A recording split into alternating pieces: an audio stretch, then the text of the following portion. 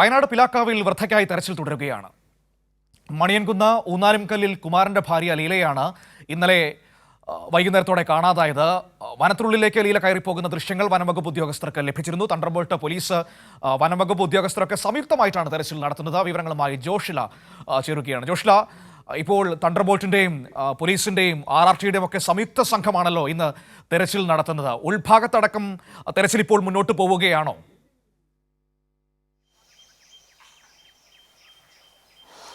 തീർച്ചയായും മനു, ഈ ഭാഗത്താണ് ലീല കടന്നുപോയത്. ആ കാണുന്ന വനത്തിലേക്കാണ് കടന്നുപോയത് എന്നാണ് എല്ലാവരും പറയുന്നത്. മാത്രമല്ല, ഈ ഭാഗത്തേക്ക് ഫോറസ്റ്റ് സ്ഥാപിച്ച ഒരു സെൻസർ ക്യാമറയുണ്ടായിരുന്നു. ആ സെൻസർ ക്യാമറയിൽ ലീല കടന്നു പോകുന്നതിൻ്റെ വിഷ്വൽസ് കിട്ടിയിരുന്നു. വീഡിയോ ദൃശ്യങ്ങളല്ല, പക്ഷേ ഫോട്ടോ പതിഞ്ഞിരുന്നു എന്നുള്ളതാണ്. ആ ഭാഗത്തേക്ക് ഡോഗ് സ്ക്വാഡും പോയിരുന്നു.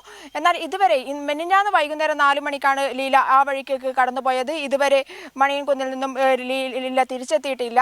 ഇന്ന് രാവിലെ വീണ്ടും തണ്ടർബോൾട്ട് അടക്കം ഇറങ്ങി തിരച്ചിൽ നടത്തുകയാണ്. തിരച്ചിൽ ഊർജിതമാക്കിയിരിക്കുകയാണ്. ഈ വഴി നാട്ടുകാരും അതുപോലെ തന്നെ RRT സംഘവും ഡോഗ് സ്ക്വാഡും എല്ലാം തന്നെ ഇന്ന് വളരെ വിപുലമായ രീതിയിൽ ലീലയ്ക്ക് വേണ്ടിയുള്ള തിരച്ചിൽ ആരംഭിച്ചിരിക്കുകയാണ്.